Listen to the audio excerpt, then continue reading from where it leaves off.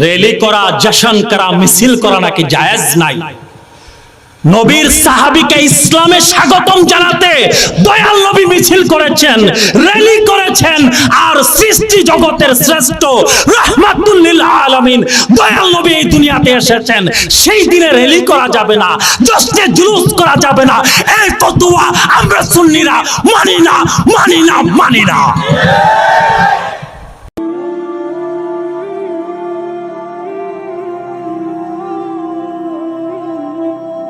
আমরা যখন দয়াল নবীর শান ও মানকে প্রচার করার জন্য আমরা যখন মিলাদ এবং কিয়ামের সিস্টেম যখন আমরা বানাই, যা দয়াল নবীর হাদিস অনুযায়ী জায়েজ, দুরূদ পড়া জায়েজ কিনা, সালাম দেওয়া জায়েজ কিনা, কোরআন তেলাওয়াত জায়েজ কিনা, জিকির করা জায়েজ কিনা, মানুষকে খাবার খাওয়ানো জায়েজ কিনা, এই সকল কিছুই আলাদা আলাদা ভাবে জায়েজ।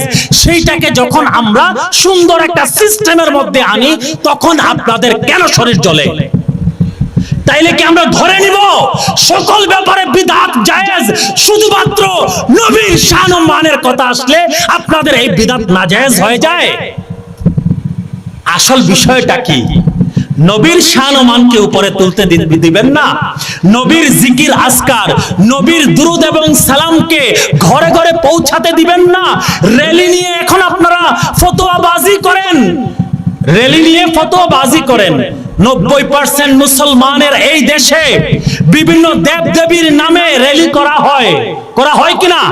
তাদের ধর্মীয় অধিকার, আমরা কাউকে বাধা দিব না, ঠিক কিনা? তাদের ধর্মীয় অধিকার।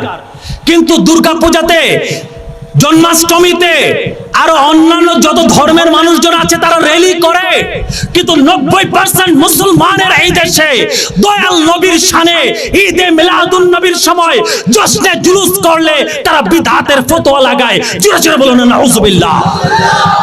সাইয়্যিদুল মুরসালিন, যেই দয়াল নবীর জন্য এত কিছু, সেই দয়াল নবীর শান ও মানকে যখন আমরা দুনিয়ার মানুষের ঘরে ঘরে পৌঁছে যখন দেওয়ার চেষ্টা করি, তখন বিদআতের ফতোয়া লাগে। নেন র্যালির এই জশ্নে জুলুসের দলিল নিয়ে যান দয়াল নবীর জীবন থেকে, দয়াল নবীজির সিরত থেকে। একটু আগে কি আলোচনা করছিলাম? হিজরতের কথা। দয়াল নবী যখন আবু বকর সিদ্দিক রাদিয়াল্লাহু তাআলা আনহুকে নিয়ে যখন মদিনা শরীফে পৌঁছালেন, মদিনার আবাল বৃদ্ধ বনিতা, নারী পুরুষ বাচ্চা কাচ্চা সকলেই রাস্তার মধ্যে নেমে আসলেন। বলেন না সুবহানাল্লাহ। পর্দার হুকুম নাজিল হওয়ার আগে, পর্দার হুকুম নাজিল হওয়ার পরে নারী পুরুষে একসাথে বেশরিয়তি ভাবে, নগ্ন ভাবে গ্যাদারিং করা যাবে হারাম, যাবে না। এটা পর্দার হুকুমের আগের কথা। মদিনার সকল আবাল বৃদ্ধ বনিতা, নারী পুরুষ বাচ্চারা সহ, এমনকি হাদিসের কিতাবে এসেছে দফ, কি বলছি, দফ এক ধরনের বাদ্য, দয়াল নবীজির একমাত্র সুন্নাহ বাদ্য। বলেন না সুবহানাল্লাহ। সেই দফ বাজিয়ে বাজিয়ে মদিনার মেয়েরা মুখে মুখে গাইছিল, তালা আল বাদরু আলাইনা মিন সানিয়াতিল ওয়াদা। বলেন না সুবহানাল্লাহ। আমার সাথে একটু গাইতে পারবেন? দয়াল নবীর ঈদে মিলাদুন নবীর এই মাহফিলে যদি তলা আল বাদরু আলাইনা না গাইতে পারেন, কখন আমরা গাইব? সকলে আমার সাথে একসাথে, তলা আল বাদরু আলাইনা মিন সানিয়াতিল ওয়াদা ওয়াজাবা শুকরু আলাইনা মাদা লিল্লাহি দা طلع البدر علينا من ثنيات الوداع وجب الشكر علينا ما دعا لله داع أيها المبعوث فينا جئت بالأمر المطاع জিতা শারাফতাল মাদিনা মারহাবান ইয়া খায়রা দা তালাআল বাদরু আলাইনা মিন সানিয়াতিল বিদা ওয়াজাবা শুকরু আলাইনা মা দাআ লিল্লাহি দা। মদিনার ছোট ছোট মেয়েরা বালিকারা 10 বাজাচ্ছিল আর তলা আল বাদরু আলাইনা গে। আনাস ইবনে মালিক রাদিয়াল্লাহু তাআলা আনহু বলছেন যে মুসলিম শরীফের সহিহ হাদিস, তিনি বলছেন মদিনার রাস্তায়, ঘরের উপরে, বাড়ির বারান্দার মধ্যে কোন জায়গায় মানুষ লোকে লোকারণ্য হয়ে গিয়েছিল, তিল পরিমাণ জায়গা খালি ছিল না। মদিনার তখনকার ইয়াসরিব, তখনকার কি ইয়াসরিব, ইয়াসরিব নগরী পরে হয়েছে মদিনা। দয়াল নবী নাম বদলে দিয়েছেন ইয়াসরিব। আমি নবীর আগমনের কারণে আজ থেকে আর ইয়াসরিব নয়, অভিশপ্ত নয়, আজকে থেকে এই শহরের নাম মদিনাতুন নবী, আমি নবীর শহর।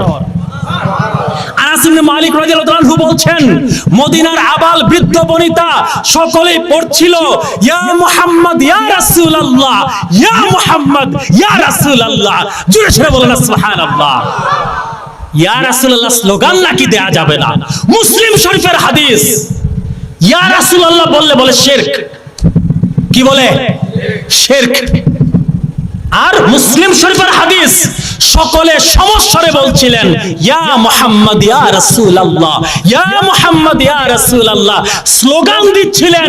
নাতে রাসূল হচ্ছিল দয়াল নবীকে বরণ করা, দয়াল নবীকে এইভাবে স্মরণ করা, র্যালির মাধ্যমে, জশ্নে জুলুসের মাধ্যমে। এটা সাহাবায়ে কেরামের সুন্নাহ। দলিল আরেকটা নিন, এক দলিলে হয়তো বা ওনাদের হবে না, আপনারা আশিক রাসূল, আপনাদের পুষিয়ে যাবে, ওনাদের হয়তো বা নাও হতে পারে। দলিল আরেকটা নিন, দয়াল নবীজির সিরাত শরীফের সর্বশ্রেষ্ঠ গ্রন্থ সিরাতে ইবনে হিশাম, সিরাতে ইবনে ইসহাকের মধ্যে এসেছে দয়াল নবীজির সর্বশ্রেষ্ঠ জীবনী গ্রন্থ। হযরত উমর ফারুক রাদিয়াল্লাহু তাআলা আনহু যখন ইসলাম কবুল করে ফেললেন, যখন হযরত আমির হামজা রাদিয়াল্লাহু তাআলা আনহু দয়াল নবীজির চাচা যান যখন ইসলাম কবুল করে ফেললেন, দারুল আরকামের মধ্যে ইসলামের সর্বপ্রথম মসজিদ, ইসলামের সর্বপ্রথম মাদ্রাসা, ইসলামের সর্বপ্রথম খানকা শরীফ, বলেন সুবহানাল্লাহ। হযরত আরকাম ইবনে আরকাম আবিল আরকাম রাদিয়াল্লাহু তাআলা আনহু দয়াল নবীজির একজন জলিল কদর সাহাবীর সেই ঘর দারুল আরকাম। বাংলাদেশ সরকার এখন দারুল আরকাম নাম দিয়ে অসংখ্য মাদ্রাসা করেছে। দয়াল নবীর সর্বপ্রথম খানকা ছিল যেখানে আত্মশুদ্ধির চর্চা হতো, তাজকিয়াতুন নফস, পীর মুরিদের সিলসিলা। আরে এখন মানুষ বুঝে না কোথা থেকে কোথায় যাব। আমি আমার আলোচনায় থাকি, এইখানে সর্বপ্রথম সাহাবায়ে কেরামকে নিয়ে দয়াল নবীজি নামাজ আদায় করতেন, এইখানেই দয়াল নবীজি সকল কিছু পরিচালনা করতেন। ওই দারুল আরকাম ছিল দয়াল নবীর রাজধানী। সেই দারুল আরকামে ওমর ফারুক রাদিয়াল্লাহু আনহু যখন পৌঁছে, নাঙ্গা তলোয়ার, খোলা তলোয়ার নিয়ে যখন পৌঁছালেন, দয়াল নবীর কাছে যখন ইসলাম কবুল করলেন, এবং এর কিছুদিন আগেই দয়াল নবীজির আপন চাচা আমির হামজা রাদিয়াল্লাহু তাআলা আনহু তিনিও ইসলাম কবুল করেছেন। দুইজন শক্তিশালী বীর পুরুষ, তারা যখন ইসলাম কবুল করে ফেললেন, দয়াল নবী উপস্থিত সকল সাহাবায়ে কেরামকে দুই ভাগে ভাগ করে দিলেন। সুবহানাল্লাহ। এক ভাগের নেতৃত্বে দিলেন উমরে ফারুক রাদিয়াল্লাহু তাআলা আনহুকে, আরেক ভাগের নেতৃত্বে দিলেন উনার চাচা আমির হামজা রাদিয়াল্লাহু তাআলা আনহুকে। সকল সাহাবায়ে কেরামকে নিয়ে দয়াল নবীজি মাঝখানে, বলেন না সুবহানাল্লাহ। দৃশ্যটা একটাবার চিন্তা করে দেখেন, একটাবার কল্পনা করেন, আমাদের অন্তরের চক্ষু দিয়ে এই দৃশ্যটা তাসাউর করার চেষ্টা করি। দয়াল নবী মাঝখানে, একদিকে নও মুসলিম উমর, আরেকদিকে নও মুসলিম আমির হামজা রাদিয়াল্লাহু তাআলা আনহুম আজমাইন। সকল সাহাবায়ে কেরাম আছেন, দয়াল নবী তাদেরকে নিয়ে জুলুস করে, র্যালি করে, মিছিল করে, সবাইকে নিয়ে দারুল আরকাম থেকে কাবা শরীফে গিয়ে সর্বপ্রথম জনসমক্ষে জামাতের সাথে নামাজ আদায় করলেন। র্যালি করা, জশন করা, মিছিল করা নাকি জায়েজ নাই?